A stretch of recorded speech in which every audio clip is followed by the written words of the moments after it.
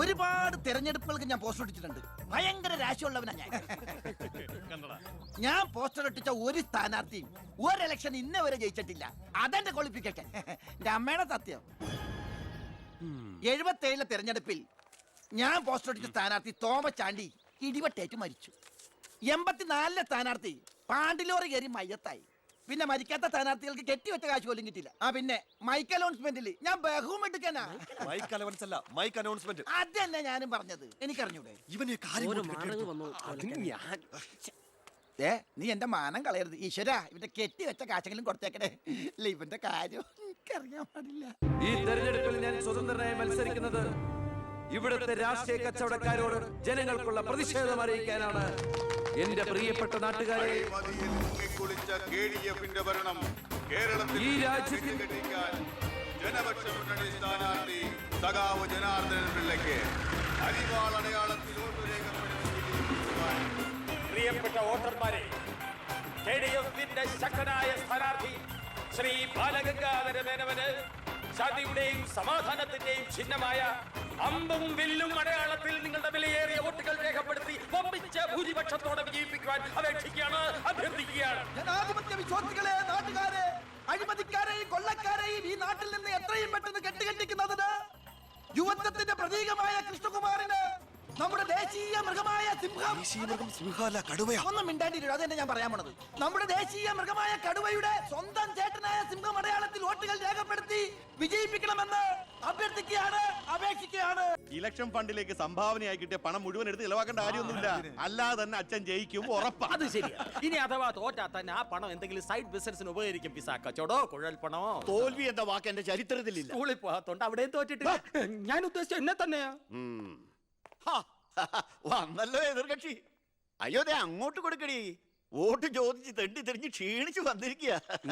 കുടുംബത്തിന് മാനക്കേടുണ്ടാക്കാനും പത്രക്കാർക്ക് കഥകൾ ഉണ്ടാക്കാനും കോമാളി വേഷം കിട്ടി ഇറങ്ങിയിരിക്കുക. സംശയമുണ്ടോ? കഷ്ടാൽ കഷ്ടം. അച്ഛന് കിട്ടേണ്ട കുറച്ച് വോട്ടുകൾ പിടിക്കുമായിരിക്കും, എന്നിട്ട് ജയിക്കൂ? അതുമില്ല. അതുകൊണ്ട് ആർക്കാ നേട്ടം? ജനപക്ഷ മുന്നണിക്ക്. യവൻ കാരണം ആർക്കും ഒരു ഗുണം കിട്ടില്ല. ഇവനൊക്കെ ആര് വോട്ട് കൊടുക്കാനാ? ഈ കുടുംബത്തിന് പോലും ഒരു വോട്ട് കിട്ടിവിടാനൊക്കെ.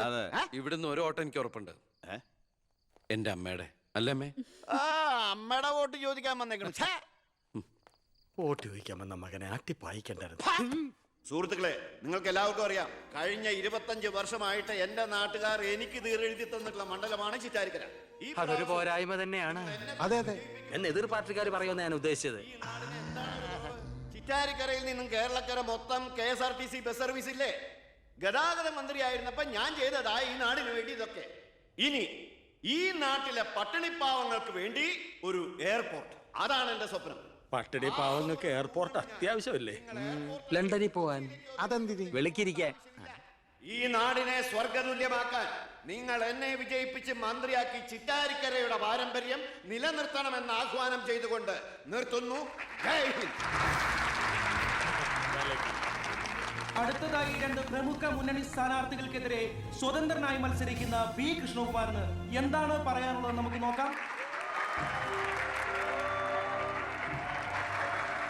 സ്വന്തം അച്ഛനെതിരെ മത്സരിക്കുന്നതാണോ ഇല്ലടോ? പ്രിയമുള്ളവരെ, ബഹുമാന്യരായ എന്റെ 2 എതിർ സ്ഥാനാർത്ഥികളുടെ മോഹനസുന്ദര വാഗ്ദാനങ്ങളും വീരവാദങ്ങളും നിങ്ങൾ കേട്ടുകഴിഞ്ഞു. നടക്കാത്ത വാഗ്ദാനങ്ങൾ നൽകി നിങ്ങളെ വഞ്ചിക്കാൻ ഞാൻ തയ്യാറല്ല. പക്ഷേ ഒരു കാര്യം നിങ്ങളെ അറിയിക്കാൻ ഞാൻ ഈ അവസരം ഉപയോഗിക്കുകയാണ്. ശക്തമായ 2 മുന്നണികൾക്കെതിരെ മത്സരിക്കുന്ന ഒരു സ്വതന്ത്ര സ്ഥാനാർത്ഥിയാണ് ഞാൻ.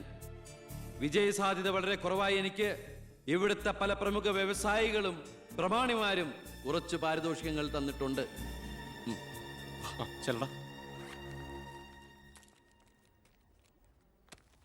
ഇത് 5 ലക്ഷം രൂപയുണ്ട്. നമ്മുടെ മുന്നിലിരിക്കുന്ന നന്മ നിറഞ്ഞ ശ്രീ ചാണ്ടിച്ചൻ സംഭാവനയായി തന്നതാണ് ഈ തുക. ഇത് 3 ലക്ഷം വ്യവസായ പ്രമുഖൻ കോശിയുടെ വക. ഇത് 2 ലക്ഷം അബ്കാരി നമ്പീശന്റെ വക. ഇത് 1 ലക്ഷം കോൺട്രാക്ടർ സരസന്റെ വക. വിജയ സാധ്യത ഒട്ടുമില്ലാത്ത എനിക്ക് ഇത്രയൊക്കെ കിട്ടിയിട്ടുണ്ടെങ്കിൽ വിജയത്തിന്റെ തൊട്ടടുത്ത് നിൽക്കുന്ന എന്റെ എതിർ സ്ഥാനാർത്ഥികൾക്ക് എത്രയൊക്കെ കിട്ടി കാണും. ഈ ചിറ്റാരിക്കരയുടെ അഭിമാനമായ സന്മനസ്സുള്ള ചാണ്ടിച്ചൻ പറയണം, താങ്കൾ എത്ര രൂപ സംഭാവനയായിട്ട് കൊടുത്തു എന്ന്. ആ നല്ല മനസ്സ് ജനങ്ങളൊക്കെ ഒന്ന് അറിയട്ടെ എന്ന്. ജനാർദ്ദനം പിള്ളയ്ക്ക് 10 ലക്ഷം. ആ. മേനോൻ സാറിന് 20 ലക്ഷം അല്ലേ? സത്യമാണ്, നുണ പറയല്ല. പണം പിടിച്ചോ. താങ്ക് യു ചാണ്ടിച്ചൻ. കർത്താവ് തരുന്നു, ഞാനത് കൈനീട്ടി വാങ്ങിക്കുന്നു. എങ്ങനെയുണ്ട്? ടിവിയിൽ വരുവാ.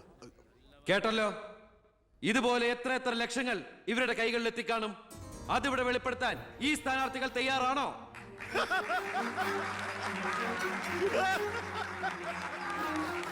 ബഹുമാന്യരെ, ഈ പണം കൊണ്ട് എന്റെ പോസ്റ്ററുകൾ അച്ചടിച്ച് ഈ മണ്ഡലം മുഴുവൻ ഒട്ടിക്കാം, ബാനറുകൾ കെട്ടാം, വോട്ടുകൾ വിലയ്ക്ക് വാങ്ങാം. പക്ഷേ ഞാനത് ചെയ്യില്ല. 25 കൊല്ലമായിട്ട് നിങ്ങൾ ജയിപ്പിച്ചു വിടുന്ന ശ്രീ ബാലഗംഗാധര മേനോന്റെ മണ്ഡലത്തിലെ ജനറൽ ഹോസ്പിറ്റലിൽ ഒരു ആംബുലൻസ് ഉണ്ടോ? അത്യാവശ്യ സൗകര്യങ്ങളുണ്ടോ? പ്രിയമുള്ളവരെ, ചാണ്ടിച്ചൻ നന്ദി 5 ലക്ഷം രൂപ ഇവിടുത്തെ ജനറൽ ഹോസ്പിറ്റലിന് ആംബുലൻസിനും മറ്റുള്ള സൗകര്യങ്ങൾക്കും വേണ്ടി ചാണ്ടിച്ചന്റെ പേരിൽ ഞാനിത് ഇന്ത്യ വിഷൻ ഏൽപ്പിച്ചുകൊള്ളുന്നു. ഞാൻ സമ്മതിക്കൂല. സുഹൃത്തുക്കളെ, ബാക്കിയുള്ള ഈ തുക പാവപ്പെട്ട കുട്ടികളുടെ പഠിപ്പിനും ഭക്ഷണത്തിനും അതുപോലെ ആരോരുമില്ലാത്ത വൃദ്ധജനങ്ങളുടെ സൗജന്യ ചികിത്സയ്ക്കുമായി ഈ തുക തന്ന ആളുകളുടെ പേരിൽ തന്നെ ഞാനിത് ഇന്ത്യ വിഷൻ കൈമാറുന്നു. ജയ് ഹിന്ദ്.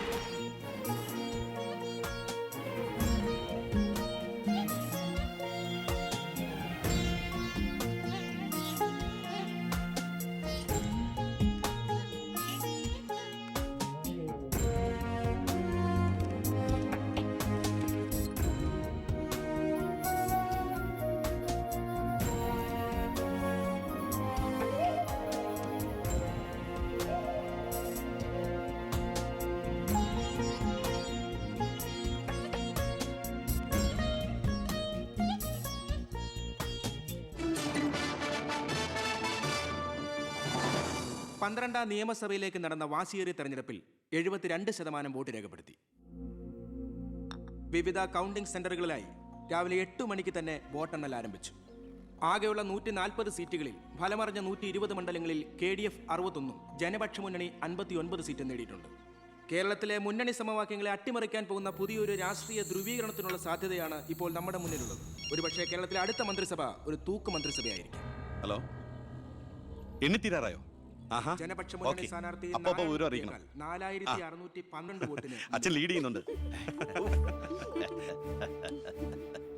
അടുത്ത CM അച്ഛൻ തന്നെ. ഇപ്പോൾ കിട്ടിയ വാർത്ത, പുതുശ്ശേരി മണ്ഡലത്തിൽ KDF സ്ഥാനാർത്ഥി തൊമ്മൻ ചാക്കോ 4000 വോട്ടുകൾക്ക് വിജയിച്ചു. ഇത്തവണയും ഭരണം ലഭിച്ചാൽ KDF-ൽ മുഖ്യമന്ത്രിയാകാൻ സാധ്യതയുള്ള ആളാണ് തൊമ്മൻ ചാക്കോ. വയനാട് ജില്ലയിലെ സംവരണ സീറ്റിൽ KDF സ്ഥാനാർത്ഥിയും ആദിവാസി നേതാവുമായ ശ്രീ പൊറ്റക്കുഴി ചെല്ലപ്പൻ തെരഞ്ഞെടുക്കപ്പെട്ടു. ഇപ്പോൾ കിട്ടിയ വാർത്ത, ചിറ്റാരിക്കര മണ്ഡലത്തിലെ വോട്ടെണ്ണൽ പൂർത്തിയായി. സംസ്ഥാനം ഏറെ ഉറ്റുനോക്കിയ മണ്ഡലമായിരുന്നു ചിറ്റാരിക്കര. മുൻ മന്ത്രിയും KDF സ്ഥാനാർത്ഥിയുമായ ശ്രീ ബാലഗംഗാധര മേനോൻ മുന്നിട്ട് നിന്നിരുന്നുവെങ്കിലും ഇപ്പോൾ 3ാം സ്ഥാനത്തേക്ക് പിന്തള്ളപ്പെട്ടു.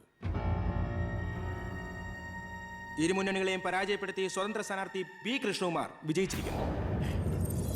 KDF-ന്റെ സജീവ പ്രവർത്തകനും യൂത്ത് വിങ്ങിന്റെ ജില്ലാ സെക്രട്ടറിയുമായിരുന്ന കൃഷ്ണകുമാർ തെരഞ്ഞെടുപ്പ് പ്രഖ്യാപന വേളയിലാണ് രാഷ്ട്രീയ അഭിപ്രായ ഭിന്നതയെ ചൊല്ലി സ്വതന്ത്രനായി മത്സരിക്കാൻ തീരുമാനിച്ചത്.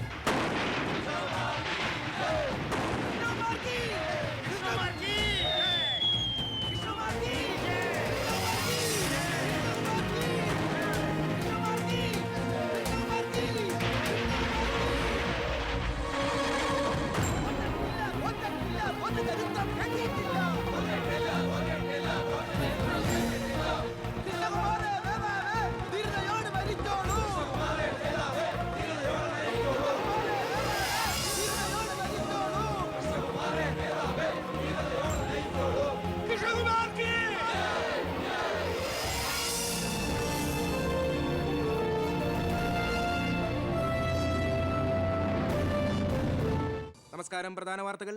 തെരഞ്ഞെടുപ്പ് ഫലം പൂർത്തിയായപ്പോൾ വ്യക്തമായ ഭൂരിപക്ഷം ആർക്കും ലഭിക്കാത്തതിനാൽ കേരള രാഷ്ട്രീയം അനിശ്ചിതത്വത്തിൽ. ഇരു മുന്നണികളും സജീവ ചർച്ചയിലാണ്. കഴിഞ്ഞ തവണ 100 സീറ്റ് നേടിയ മുന്നണിയാ, ഇത്തവണ അത് 70 സീറ്റിൽ ഒതുങ്ങി. അത് നിങ്ങളുടെ ഭരണത്തിന്റെ നേട്ടാ. അത് നിങ്ങൾ കാലുവാരി കൊണ്ട് സംഭവിച്ചതാ. ഇങ്ങനെ പരസ്പരം പഴിയാരാതെ ഇനി എന്ത് വേണമെന്നാണ് ആലോചിക്കേണ്ടത്. എന്തൊക്കെ പറഞ്ഞാലും മുഖ്യമന്ത്രി രാജിവെക്കണം. രാജിവെക്കാൻ ഇവിടെ ആരും മുഖ്യമന്ത്രി ആയിട്ടില്ലടോ. നമുക്ക് ഇവിടെ ഭരിക്കാൻ പറ്റുമെന്ന് ഒരു തീരുമാനമായിട്ടില്ല. എന്തായാലും 69 സീറ്റ് വെച്ച് പ്രതിപക്ഷത്തിന് മന്ത്രിസഭ ഉണ്ടാക്കാൻ പറ്റില്ല. പക്ഷേ കൃഷ്ണകുമാർ നമ്മളോടൊപ്പം നിന്നാലേ നമുക്ക് ഭരിക്കാൻ പറ്റൂ. എന്നാലേ 71 തികയൂ. കൃഷ്ണകുമാർ അതിന് തയ്യാറാവോ? സീറ്റ് കൊടുക്കാത്തതിന്റെ ദേഷ്യം കാണില്ലേ? ഞാൻ ഇതിനെക്കുറിച്ച് അവനോടൊന്ന് സംസാരിച്ചു. അവൻ ഇങ്ങോട്ടൊന്ന് വരാമെന്ന അർത്ഥസമ്മതം മൂളിയിട്ടുമുണ്ട്. മേനോൻ മത്സരിക്കണ്ട, മോൻ മത്സരിച്ചാ മതിയെന്ന് ഈ മേനോനോട് ഞാൻ 100 വട്ടം പറഞ്ഞതാ. താ കേട്ടില്ല. അതെന്റെ രാഷ്ട്രീയ തന്ത്രം. നിന്റെ മകനെ നിർത്തിയിരുന്നെങ്കിൽ പ്രതിപക്ഷം പറയും മക്കൾ രാഷ്ട്രീയമെന്ന്. അച്ഛന്റെ പിൻബലമില്ലാതെ മക്കൾ സ്വയം വളരണം. അവനത് തെളിയിച്ചു. അതിനുവേണ്ടിയാ ഞാൻ എതിർത്തത്. വരണം വരണം വരണം.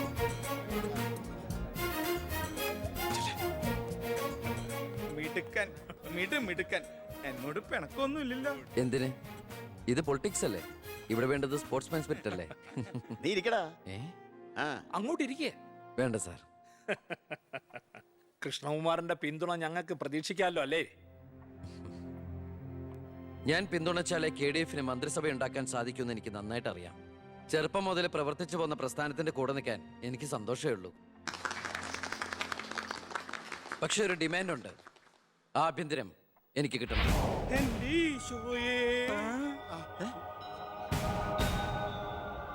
ഞാൻ ആ കാര്യം പറയാനിരിക്കായിരുന്നു. Home minister ആകാനോ? അത് നടപ്പില്ല. മന്ത്രി ആകണമെങ്കിലേ വകുപ്പിനെ കുറിച്ച് അറിയണം, പ്രവൃത്തി വരികയോ വേണം. ആരതൊക്കെ പഠിച്ചിട്ട് ഇവിടെ മന്ത്രിയാണത്? ദിവാരേട്ടൻ ഗതാഗത മന്ത്രിയായിട്ട് ഇരുന്നിട്ടില്ലേ? പണ്ടങ്ങോ ബസ്സിൽ കയറിയതാണോ പ്രവൃത്തി പരിചയം? വണ്ടി ഓടിക്കാൻ അറിയോ ദിവാരേട്ടന്? വേണ്ട. ആക്സിലേറ്റർ ക്ലച്ചും ബ്രേക്കും തിരിച്ചറിയോ? ഇല്ല. ദായിരിക്കണേ കിഴിപ്പുള്ളി സാറ്. പണ്ട് വിദ്യുച്ഛക്തി വകുപ്പ് കൈകാര്യം ചെയ്തിരുന്ന ആളല്ലേ? ഒന്ന് ചോദിച്ചോട്ടെ, ഈ വിദ്യുച്ഛക്തി എങ്ങനെ ഉണ്ടാക്കുന്നേ? അത് വെള്ളത്തിന്ന് ആണോ? പിന്നെന്താ വെള്ളത്തിൽ തൊട്ട ഷോക്ക് അടിക്കാത്ത? പറയാൻ അതൊക്കെ എന്തിനാ നമ്മൾ അറിയുന്നേ? സ്വിച്ച് ഇട്ടാ കറണ്ട് വരുന്നുണ്ടോ? അത് മാത്രം അറിഞ്ഞാ മതി. അതറിയില്ല. യവൻ പറയുന്നതിലും കാര്യമുണ്ടെന്നേ. പിന്നെന്താ ഷോക്ക് അടിക്കാത്ത? നമ്മളെന്തിനാ വല്ലവന്റെ കാര്യം ആലോചിച്ച് തല ഉണ്ടാക്കുന്നേ? ഏതൊരു ജോലിക്കുണ്ട് യോഗ്യത ടെസ്റ്റ്. സത്യത്തിൽ മന്ത്രിയാകാനും വേണം ഒരു പരീക്ഷ. ഈ IAS IPS ഒക്കെ പോലെ IIPS, Indian institute of political science, അത് പഠിക്കണം. അല്ലെങ്കിൽ വേണ്ട. മിനിമം യോഗ്യത 10ാം ക്ലാസ് പാസ്സാവണമെന്ന് പറഞ്ഞാ ഇവിടെ ഇരിക്കുന്ന പലരും ഓടിപ്പോണ്ടി വരും. ഈ തെരഞ്ഞെടുപ്പ് എന്ന് പറയണത് തന്നെ ഒരു പരീക്ഷയാ. ആ പരീക്ഷ പാസ്സായവർക്ക് മാത്രമേ മന്ത്രിയാവാൻ പറ്റൂ. അതൊരു പരീക്ഷയല്ല സാറേ, പരീക്ഷണമാണ്. ഇവനെങ്കിലും ശരിയാവോ എന്നുള്ള ജനങ്ങളുടെ പരീക്ഷണം.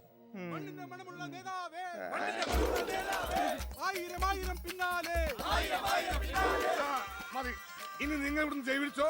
ഞാൻ പറയാതെ ആരും നിർത്തരുത്. മണമുള്ള നേതാവേ, ആയിരം ആയിരം പിന്നാലെ.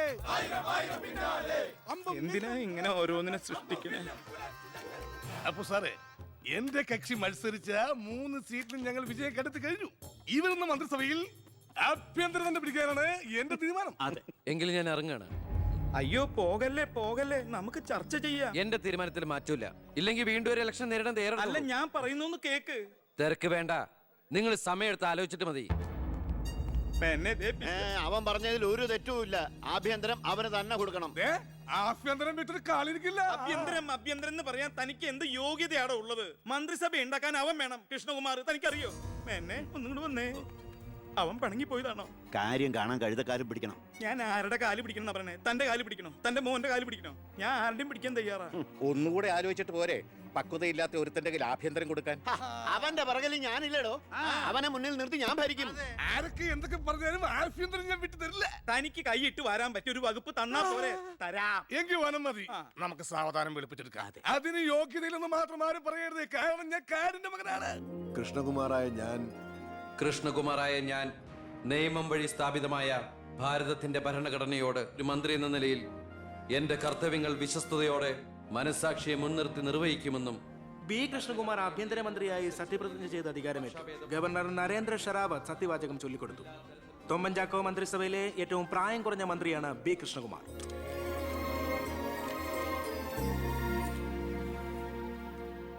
പുരകത്തുമ്പോൾ വാഴ വെട്ടുന്നു എന്ന രീതിയിലല്ലേ ഭൂരിപക്ഷം തികയ്ക്കാൻ ബുദ്ധിമുട്ടിയ KDF നിന്നും നിങ്ങൾ ആഭ്യന്തരമന്ത്രി സ്ഥാനം വില പറഞ്ഞു വാങ്ങിച്ചത്? എനിക്ക് കിട്ടിയ അവസരവും ഉപയോഗിച്ചു എന്നുള്ളത് ശരിയാണ്.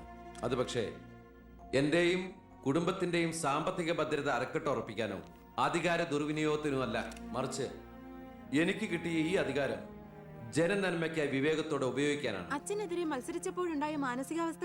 ഞാൻ അച്ഛനെതിരായിട്ടല്ല, അച്ഛന്റെ രാഷ്ട്രീയ നയങ്ങൾക്കെതിരെയാണ് മത്സരിച്ചത്. രാഷ്ട്രീയം വ്യക്തിനിഷ്ഠമല്ല. അച്ഛനെ തോൽപ്പിച്ചപ്പോൾ എന്തു തോന്നി?